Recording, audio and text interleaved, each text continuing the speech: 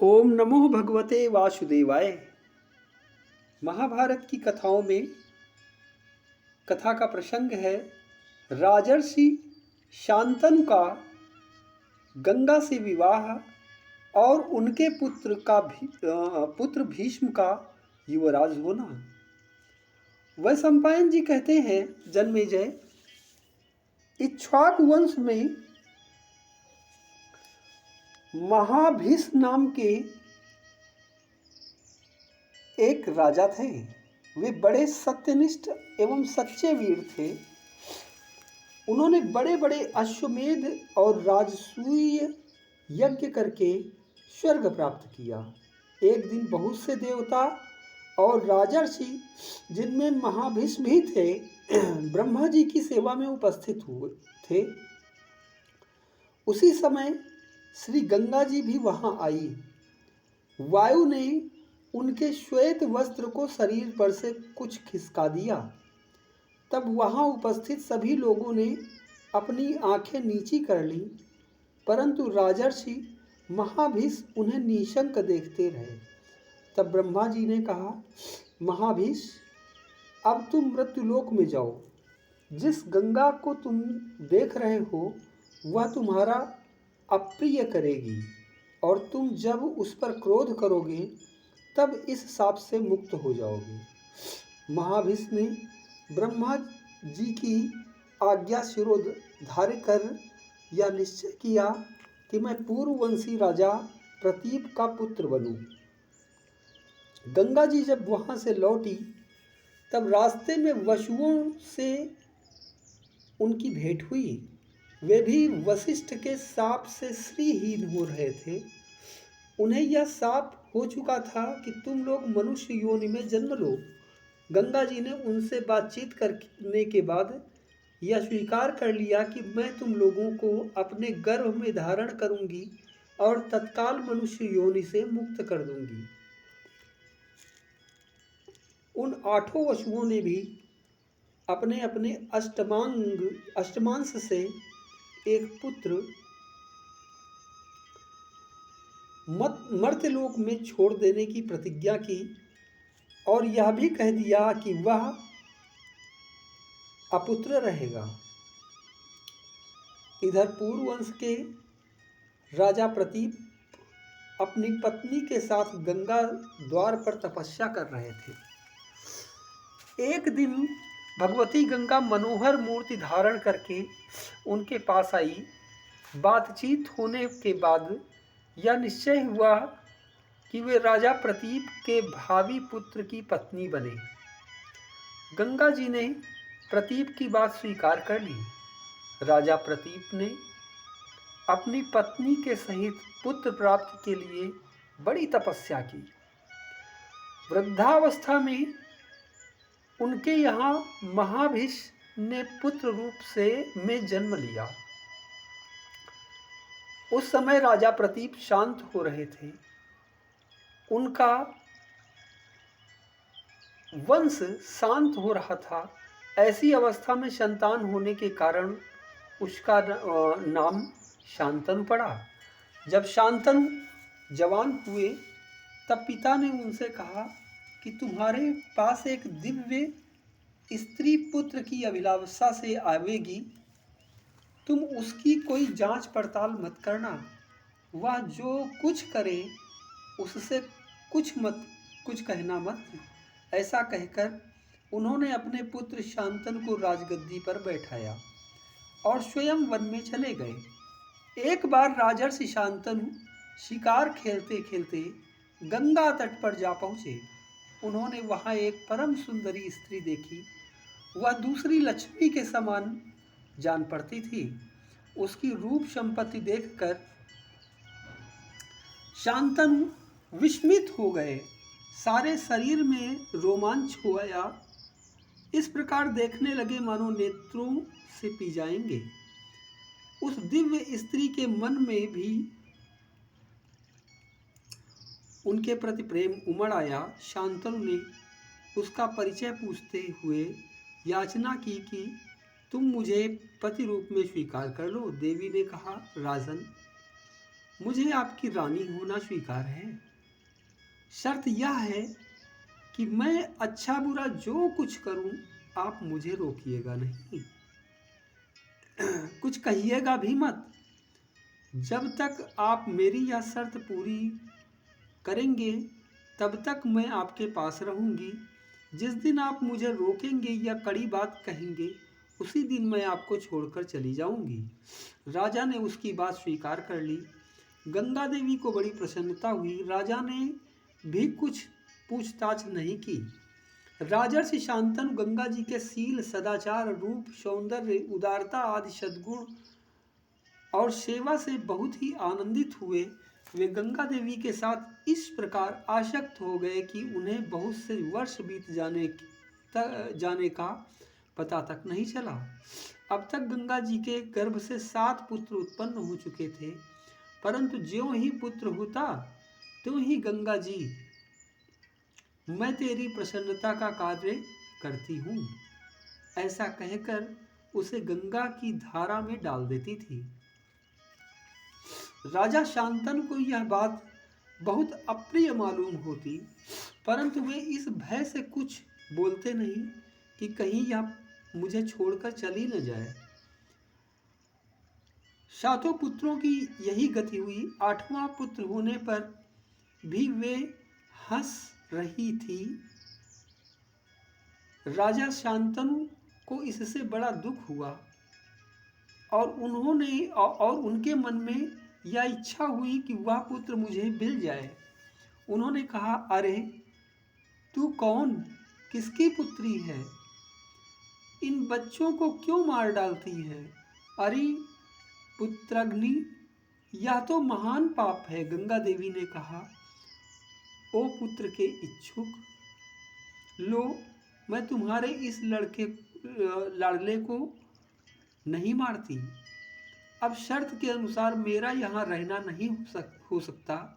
देखो, मैं जन्म की कन्या गंगा हूँ। बड़े बड़े महर्षि मेरा सेवन करते हैं।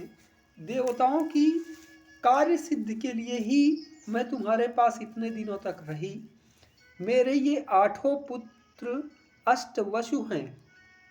वशिष्ठ के शाप से इन्हें मनुष्य योनि में जन्म लेना पड़ा था।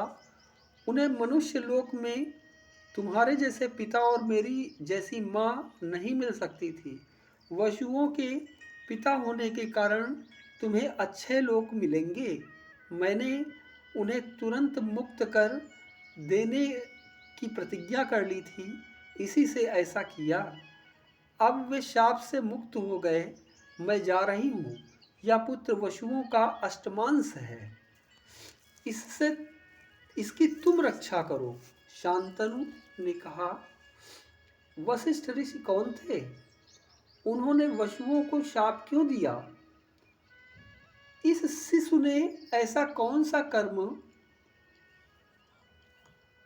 किया है जिससे यह मनुष्य लोक में रहेगा? वसुओं ने मनुष्य योनि में जन्म ही क्यों लिया? ये सब बातें मुझे बताओ। गंगा देवी ने कहा, विश्वविख्यात वशिष्ठ मुनि वरुण के पुत्र हैं। मेरु पर्वत के पास ही उनका बड़ा पवित्र, सुंदर और सुखकर आश्रम है। वे वहीं तपस्या करते हैं। कामधेनु की पुत्री नंदिनी उन्हें यज्ञ का हविष्य देने के लिए वहीं रहती है। एक बार पृथु आदि वसु अपनी पत्नियों के साथ उस वन में आए। एक वसु पत्नी की दृष्टि समस्त कामनाओं को पूर्ण करने वाली नंदिनी पर पड़ गई। उसने उसे अपने पति देव नामक वसु को दिखाया।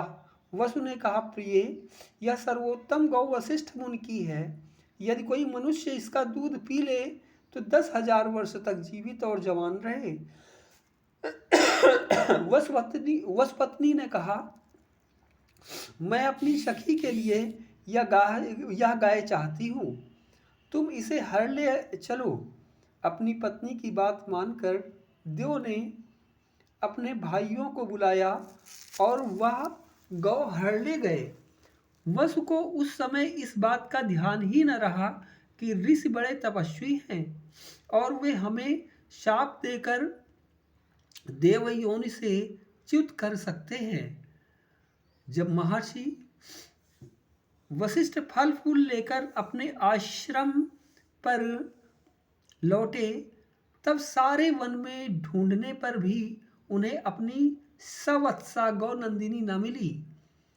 उन्होंने दिव्य दृष्टि से देखकर वसुओं को शाप दिया, वसुओं ने मेरी गाय हर ली है, इसलिए मनुष्य योनि में उनका जन्म होगा। जब परम तपस्वी और प्रभावशाली ब्रह्मर्षि वशिष्ठ ने वसुओं को शाप दे दिया और उन्हें यह बात मालूम हुई, तब वे प्रसन्न करने के लिए नंदिनी सहित उनके आश्रम पर आए।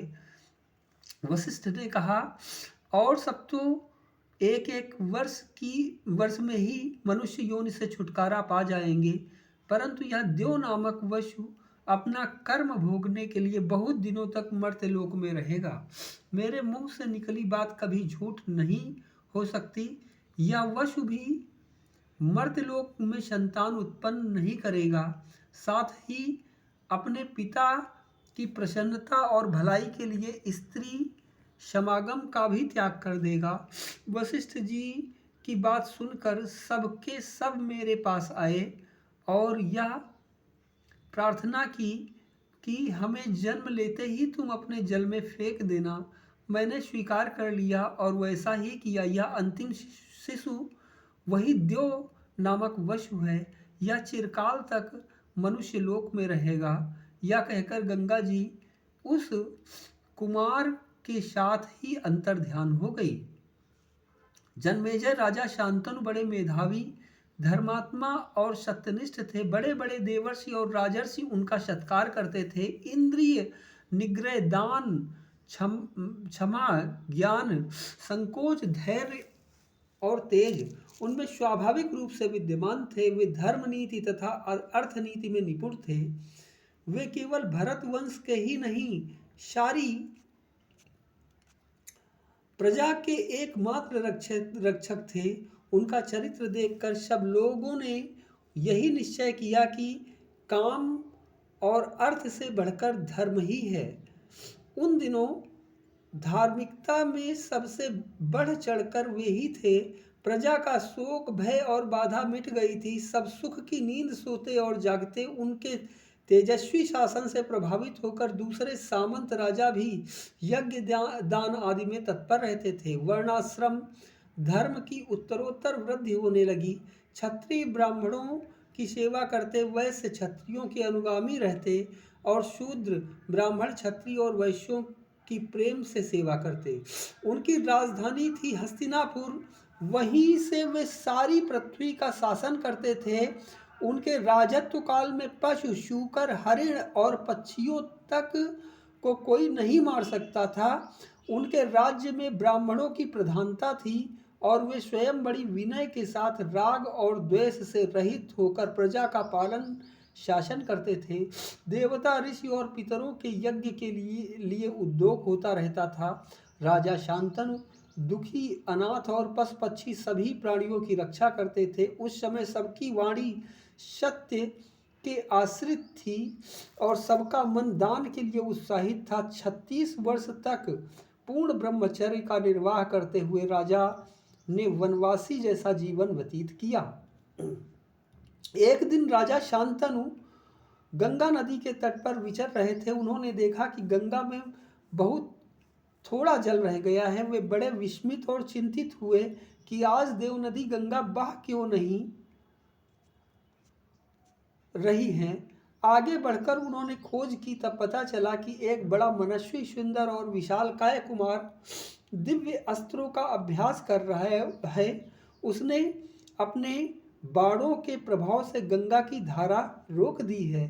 यह अलौकिक कर्म देखकर वे अत्यंत विस्मित हो गए। उन्होंने अपने पुत्र को पैदा होने के समय ही देखा था, इसलिए पहचान नहीं सके।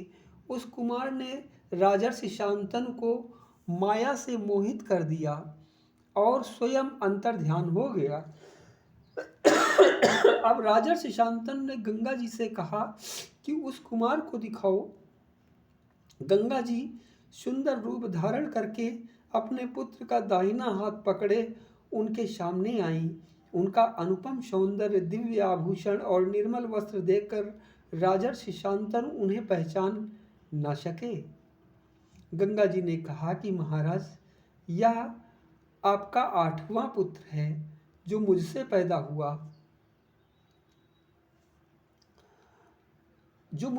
हुआ, था। आप इसे स्वीकार कीजिए और अपनी राजधानी में ले जाइए। इसने वशिष्ठ ऋषि से सांगोपांग वेदों का अध्ययन कर लिया है। अस्त्रों का अभ्यास पूरा हो चुका है। यह श्रेष्ठ धनुर्धर युद्ध में देवराज इंद्र के समान है। देवता और असुर सभी इसका सम्मान करते हैं। दैत्य गुरु शुक्राचार्य और देवगुरु बृहस्पति जो कुछ जानते हैं वह सब इसे मालूम है। स्वयं भगवान परशुराम को जिन शस्त्रास्त्रों का ज्ञान है उन्हें भी यह जानता है। आप इस धर्मार्थ निपुण धनुर्धर वीर को अपनी राजधानी में ले जाइए। मैं इसे सौंप रही हूँ। राजर्षि शांतनु अपने पुत्र को राजधानी में लाकर बहुत सुखी हुए और शीघ्र ही उसे युवराज पद पर अभिषिक्त कर दिया। गंगानंदन देवव्रत ने अपने शील और सदाचार से सारे देश को प्रसन्न कर लिया। इस प्रकार बड़े आनंद से 4 वर्ष बीत गए। ओम नमो भगवते वासुदेवाय।